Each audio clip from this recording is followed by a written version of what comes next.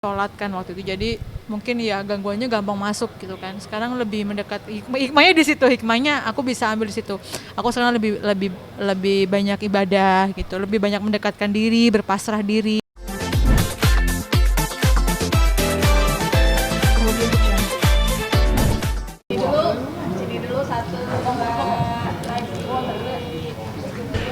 Kak Clara mungkin boleh ceritain ini kan dari tampil setelah vakum berapa lama dan itu kemana dan kenapa?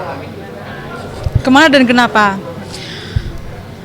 Sebenarnya kebentur pandemi, vakum di daerah di Malang. Nah, jadi ketika kalau ada syuting, balik Jakarta pulang lagi, ke Jakarta pulang lagi. Awalnya begitu, awalnya. Karena kan maksudnya di Jakarta kan kalau misalkan nggak ada kerjaan kan juga bingung kan, maksudnya mau ngapain gitu. TV kan tahu sendiri, maksudnya kalau syuting kan off air juga nggak ada sama sekali, jadi memang benar-benar harus di Malang gitu. Jadi kalau misalkan ada panggilan doang ke Jakarta, itu awal mulanya. Terus akhirnya terakhir syuting sama Kak Gumai di acara ramal-ramalan itu, di ramal-ramal. Terus katanya bilang sebentar lagi kamu bakalan ada gangguan datang perempuan gitu. Jadi aku cuman sebenarnya percaya nggak percaya ya begitu ya. Cuman aku masa sih gitu. Bentar lagi kamu bakal sakit. Kamu dihantam lagi. Jadi kartu tuh keluar semua. Nggak lama dari itu, sekitar 10 hari kalau nggak salah dari syuting itu aku jatuh sakit. Sakit tuh awal mulanya kayak ditusuk-tusuk. Badan tuh kayak ditusuk-tusuk. Kok nggak enak ya badanku, masuk angin kali ya, angin mungkin kan, dikerikin, dibawa ke dokter, nggak sembuh selama seminggu. Kenapa aku ini ya, kenapa sih aku tuh kok kayak pikiran nggak tenang, kacau, cemas, semuanya tuh jadi satu. Akhirnya aku ke psikiater, takutnya aku ada masalah, mungkin aku lagi karena mungkin pandemi tadi, mungkin stres ya kan, stres bisa jadi. Aku ke psikiater, ke psikolog, semuanya udah aku lakuin, nggak ada apa-apa. Dicek itu kamu nggak sakit, kamu sehat dan kamu normal gitu. Akhirnya ke medis, takutnya ada, karena kan dari papa kan kanker ya, kan genetik kan biasanya kalau kanker. Aku takut gitu. Akhirnya aku coba cek darah, cek semuanya, cek urin, semuanya udah aku coba dan nggak ada. Dari ronsen dari badan aku nggak ada apa-apa, nggak ada penyakitnya. Akhirnya ya udah, waduh kenapa ya aku ya gitu. Selama jalan lagi selama seminggu, 2 minggu sampai sebulan, itu terus datang terus, hampir tiap hari datang terus. Bahkan aku sampai bingung, aku tuh kenapa sih gitu loh. Maksudnya aku tuh apa? Aku tuh nggak pernah olahraga lagi, apa aku tuh nggak pernah gerak lagi, apa aku stres, apa aku apa. Akhirnya aku langsung mengeluarkan darah, muntah darah, terus mimisan. Wah sakit aku ini. Udah pikirannya nggak pernah aneh-aneh, pikirannya tuh nggak pernah ke goib-goib gitu. Wah ini aku sakit nih, aku harus cek nih.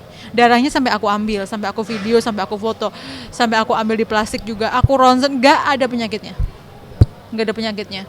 Akhirnya dilihatlah ke Pak Kiai. Kamu diganggu orang, kamu mau dihabisin, kamu mau dibikin mati, kamu mau wah semuanya keluar semua. Waduh, di situ benar-benar aku yang awalnya nggak pernah, bukan nggak pernah percaya, tapi nggak percaya, tapi seketika langsung percaya banget dengan hal-hal kayak gitu. Nah akhirnya selama itu berproses lah setiap hari penyembuhan, terapi, udah ngelakuin apa aja, udah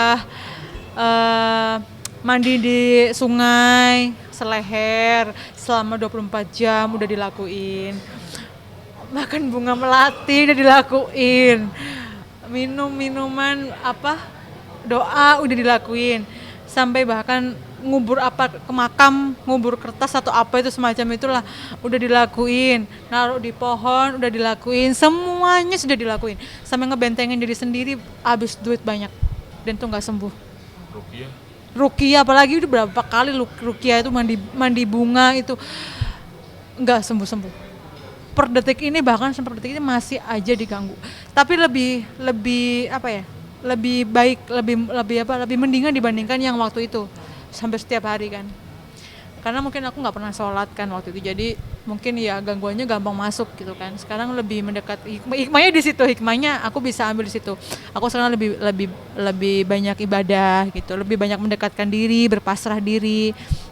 Jadi ada apa ya, mendingan lah dibanding yang kemarin-kemarin gitu. Terus hal-hal mistis apa sih Kak yang maksudnya intens banget dan mungkin paling ekstrim yang benar-benar Kakak takut itu yang mistis dialami? Ya muntah darah tadi, muntah darah, mimisan, keluar darah dari paha. Dan sekarang gini ya logikanya ya, kalau kita nggak percaya itu memang itu ada loh, bener-bener nyata. Itu keluar darah itu bener-bener kayak udah kayak mimisan. Muntah darah tuh awalnya kayak munek-munek gitu kan, perut tuh kayak dikocok. Kenapa ya? Terus biar itu darah banyak banget. Waduh, aku nih kenapa ya? Apa sakit, apa-apa. Tapi memang nggak ada penyakitnya, makanya itu bener-bener ada gitu loh. Semacam kayak gitu tuh memang ada. Bukan paku, bukan. Oh, pernah terakhir kemarin tuh lupa aku. Apa muntah apa? Tenggorokan tuh kan kayak gatel. Aku tarik itu rambut. Dan itu benar-benar ada, nyata banget ya Allah. Udah kemana-mana berobatnya, udah di Jawa Timur, Jember, Banyuwangi, Lumajang, udah semuanya udah. Tapi ya masih begitu. Ada fotonya kan mungkin boleh ditunjuk? Ada, udah coba.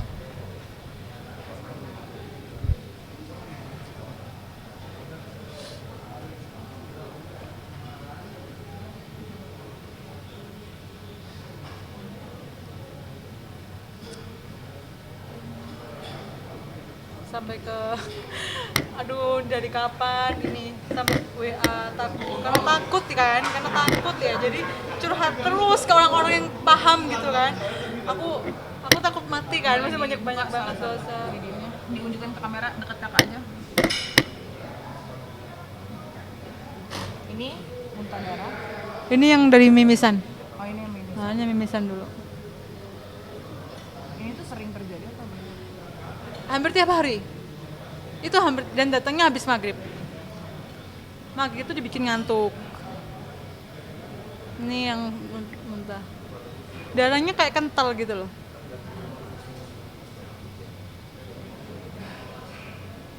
Dan itu benar-benar nyata loh. 2022 masih ada yang begitu. Dan tragis ini yang waktu. Jadi tahu nggak sih, ngeluarin darah tuh kayak nggak sakit gitu loh. Kalau orang sakit kan biasanya kalau medis kan ngeluarin darah tuh kayak muntah itu kan kayak sakit ya. Itu muntah darah tuh kayak muntah biasa, kayak bukan kayak nggak ada yang meriang badan atau nggak ada. Jadi benar-benar kayak muntah biasa gitu. Terus sekarang pindah ke Jakarta. Itu masih di Malang waktu itu? Masih di Malang. Nah, sekarang ke Jakarta masih ada hal-hal tersebut? Semalam itu habis salat Isya itu kulit tangan aku tuh kayak ada yang jalan gitu, tapi nggak ada.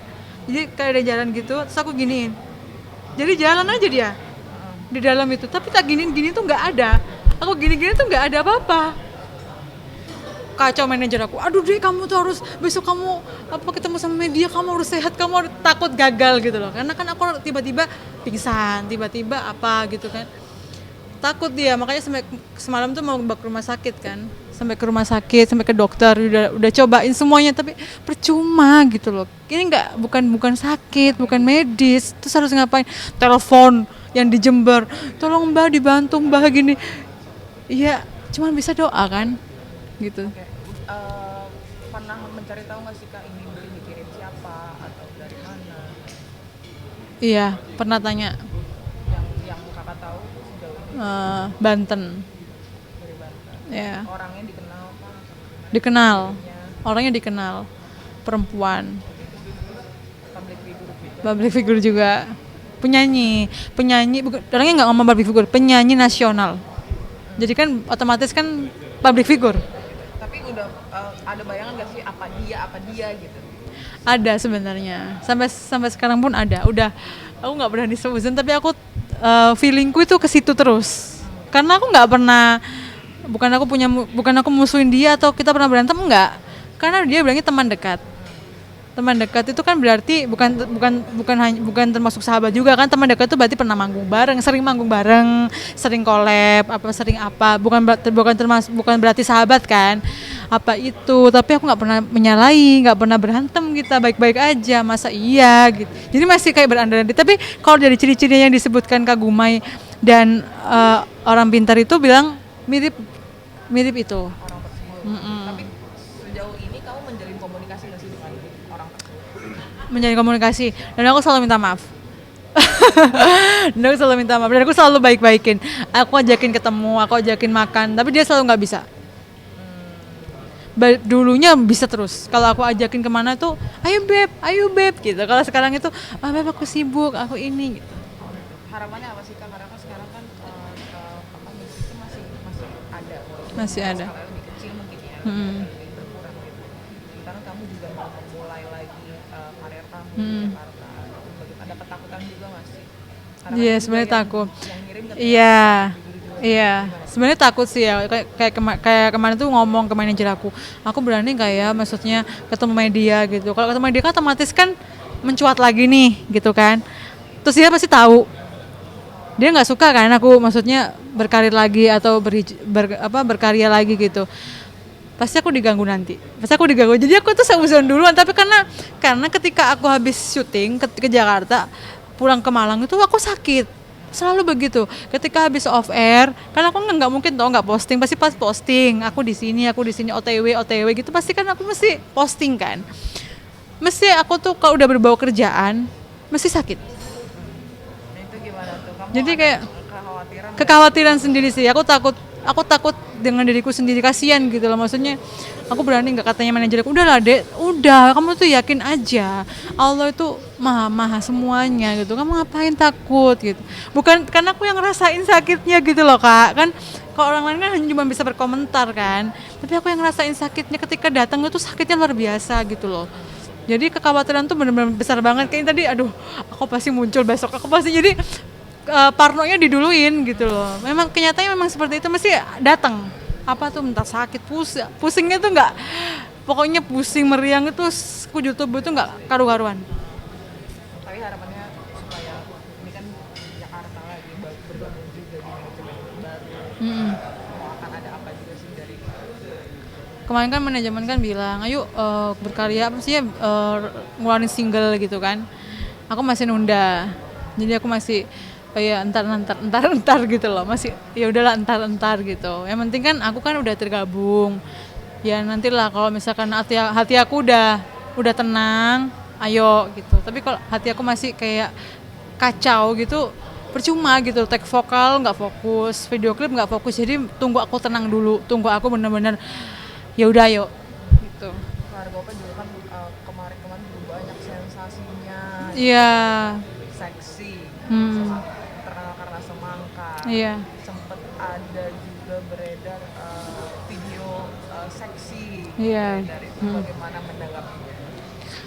Ya kalau itu kan jejak digital juga kan, kita nggak bisa hapus, nggak bisa apa, ya udah kalau memang dulunya memang aku begitu ya gimana gitu kan. Cuman kan yang penting kan dalam tahap wajar kan, maksudnya seksinya kan masih seksi yang nggak sampai nude atau apa. Jadi ya udah memang aku dulunya begitu gitu. Dan ini kan dengan kembali lagi seperti ini, dengan banyak dulu yang sudah dilewati, ada banyak Iya. juga mistis seperti ini gitu, ingin lebih baik lagi atau bagaimana sih? Atau merubah image atau bagaimana? Iya, merubah image. Jadi ingin menonjolkan talenta, skill, karya yang dulunya cuma sensasi. Ya sensasi tetap ada, pasti kan nggak mungkin jauh lepas dari sensasi. Namanya semangka, apalagi kan image-nya udah semangka, udah seksi, pasti ya sensasi itu pasti ada. Teman kan lebih ini loh, aku juga bisa nyanyi, aku juga punya karya gitu, bukan hanya sensasi doang gitu. Thank you kakakku.